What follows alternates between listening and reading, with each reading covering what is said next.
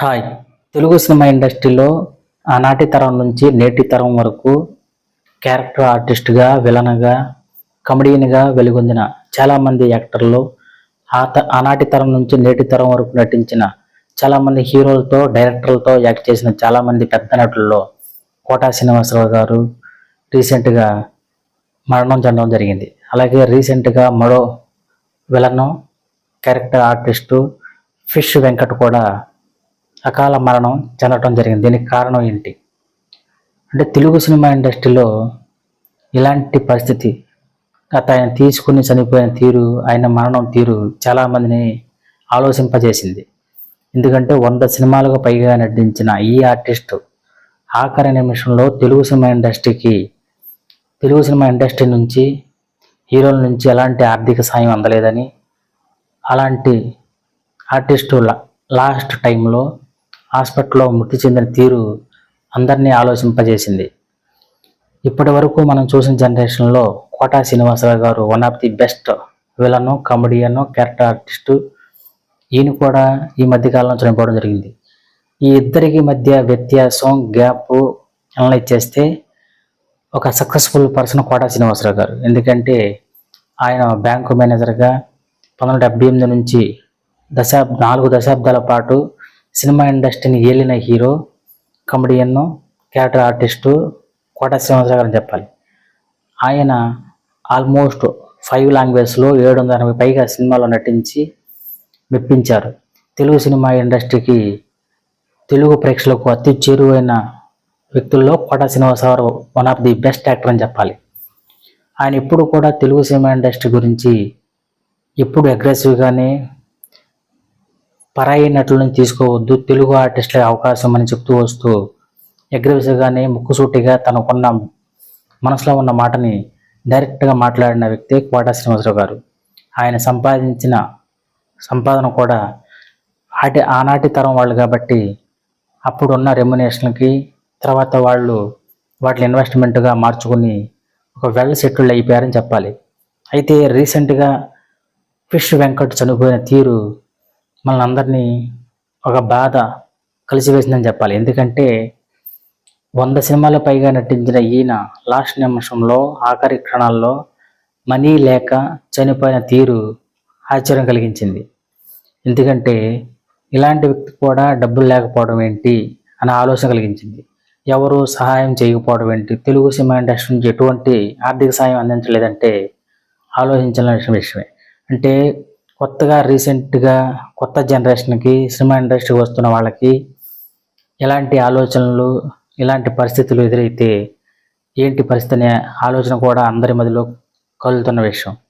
దీన్ని బట్టి చూస్తే తెలుగు సినిమా ఇండస్ట్రీలో ఇప్పుడున్న పెరిగిన ఖర్చులు అనుగుణంగా, ప్రొడక్షన్ అనుగుణంగా సంపాదించిన మనీ ఖర్చులకు సరిపోతుంది తప్ప ఇన్వెస్ట్మెంట్ అవకాశమే లేకుండా పోయింది. ఇలాంటి టైంలో ఇప్పుడు జనరేషన్కి, ఇప్పుడు సినిమాల్లో ఎంటర్ అవ్వాలనుకున్న వాళ్ళకి మరి ఇలాంటి పరిస్థితి ఎదురైతే ఏంటి పరిస్థితి అంటే, ఇక్కడ సెక్యూరిటీ లేదా, సేఫ్టీ లేదా, సహాయం అందించే వాళ్ళు లేరా అంటే కష్టమే అని చెప్పాలి. ఎందుకంటే ఇప్పుడున్న పరిస్థితుల్లో అన్ని ఖర్చులు పెరిగిపోయి మనిషి లైఫ్ లీడ్ చేయడమే కష్టం ఉన్న పరిస్థితిలో ఎవరి ఇబ్బందులు వాళ్ళవి, ఎవరి పరిస్థితులు వాళ్ళవి. ఇలాంటి వ్యక్తులకి లక్షలాది రూపాయలు ఖర్చు పెట్టి సాయం అందించాలంటే పెద్ద హీరోలు తప్ప మీడియం రేంజ్ చిన్న ఆర్టిస్టులు చేసే హెల్ప్ ఏమాత్రం సరిపోదు. ఇలాంటి క్లిష్ట సమయాల్లో లక్షలాది రూపాయలు ఎవరు ఆర్థిక సాయం చేయరు. ఎవరికి వాళ్ళే జాగ్రత్త పడితే తప్ప ఇలాంటి పరిస్థితులు ఎదుర్కోలేమని చెప్పి క్లియర్గా అర్థమవుతుంది. అయితే తెలుగు సినిమా ఇండస్ట్రీ నుంచి, మా అసోసియేషన్ నుంచి ఇన్సూరెన్స్లు లేవా, ఒక ఇండస్ట్రీ ఎన్నో సంవత్సరాలుగా ఉన్న ఇండస్ట్రీకి ఇలాంటి ఆర్టిస్టులకి ఎలాంటి సహాయం అందించట్లేదా అనేది ఒక డౌట్. 75 సంవత్సరాల తెలుగు సినిమా ఇండస్ట్రీ, ఎన్నో లక్షలాది మంది కార్మికులు, వేలాది మంది యాక్టర్లు, ఇలాంటి వారికి సేఫ్టీ లేకపోతే, సెక్యూరిటీ లేకపోతే మరి దీన్ని ఇండస్ట్రీని నమ్ముకున్న వీళ్ళ పరిస్థితి ఏంటి అన్న క్వశ్చన్ రైజ్ అవ్వక మానదు. మరి నటనే ప్రాణంగా, సినిమానే జీవితంగా, వాళ్ళ జీవితాలని పణంగా పెట్టి సినిమా ఇండస్ట్రీ కోసం పనిచేసిన వాళ్ళకి ఎంతైనా సినిమా ఇండస్ట్రీ ఆదుకోవాల్సిన అవసరం ఉంది. ఇలాంటి పరిస్థితులు చిన్న ఆర్టిస్టులని ఆదుకోవాల్సిన అవసరం ఎంతైనా ఉంది. ఎందుకంటే పాత నటుల్లో చాలామంది ఎంఎస్ నారాయణ, జయప్రకాష్ రెడ్డి, ధర్మవరపు సుబ్రహ్మణ్యం, వేణు మాధవ్ లాంటి చాలామంది ఆర్టిస్టులు ఈ మధ్యగా చనిపోయిన తీరు సినిమా ఇండస్ట్రీకి ఎంతైనా లోటే. అయితే వాళ్ళంతా వెల్ సెటిల్డ్. ఎప్పటి నుంచో తెలుగు సినిమా ఇండస్ట్రీలో వందలాది సినిమాలు వాళ్ళు ఎంతో సంపాదించుకుని వెల్ సెటిల్ అయ్యారు. బట్ రీసెంట్గా చనిపోయిన ఫిష్ వెంకట్ లాంటి వ్యక్తులకి మరి ఏంటి సెక్యూరిటీ? ఇప్పుడున్న టైంలో ఇంత మనీ వెనకేసుకునే అవకాశం ఉండదు. ఎట్టి పరిస్థితుల్లో ఇలాంటి వాళ్ళని ఆదుకోవాల్సిన చిన్న మీడియం రేంజ్ ఆర్టిస్టులకి ఎంతైనా హెల్ప్ చేయాల్సిన అవసరం ఉంది. సినిమాని, నటనని ప్రాణంగా భావించి వాళ్ళ జీవితాలు అంకితం చేసి సినిమా ఇండస్ట్రీకి రావాలనుకుంటున్న క్యారెక్టర్ ఆర్టిస్టులకి, జూనియర్ ఆర్టిస్టులకి హెల్ప్, ఇన్సూరెన్స్ లాంటివి చేయాల్సిన అవసరం ఎంతైనా ఉందని ఇప్పుడు జరుగుతున్న పరిణామాలు చూస్తే అర్థమవుతుంది. ఏది ఏమైనా కోటా శ్రీనివాసరావు లాంటి సీనియర్ యాక్టర్ తెలుగు సినిమా ఇండస్ట్రీకి ఒక ఫాదర్గా, ఒక విలన్గా, కమెడియన్గా ఆనాటి జనరేషన్ నుంచి నేటి జనరేషన్ వరకు మెప్పించిన ఏకైక క్యారెక్టర్ ఆర్టిస్ట్ ఎవరైనా ఉన్నారంటే కోటా శ్రీనివాసరావు గారు అంటాం, ఎటువంటి సందేహం లేదు.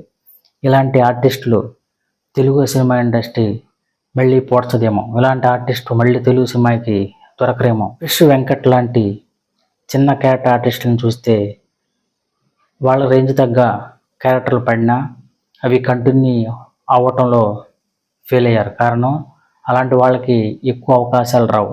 బట్ సినిమాని ఇండస్ట్రీని నమ్ముకున్న రిమైనింగ్ చాలామంది ఆర్టిస్టులు ఎప్పుడో ఒకసారి తెలుగు సినిమాల్లో కనపడినా మరి ఇలాంటి వాళ్ళ పరిస్థితి ఏంటి అన్న క్వశ్చన్ రైజ్ అవుతుంది.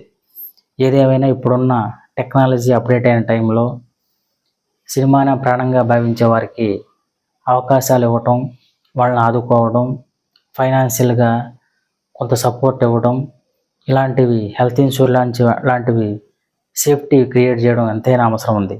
తెలుగు సినిమా ఇండస్ట్రీకి చేసిన కృషి ఎప్పటికీ మరువలేనిది కోటా శ్రీనివాసరావు గారు. ఇలాంటి వ్యక్తులు, ఫిష్ వెంకట్ లాంటి వ్యక్తులు వాళ్ళ ఆత్మకి శాంతి చేకూరాలని మనస్ఫూర్తిగా కోరుకుందాం.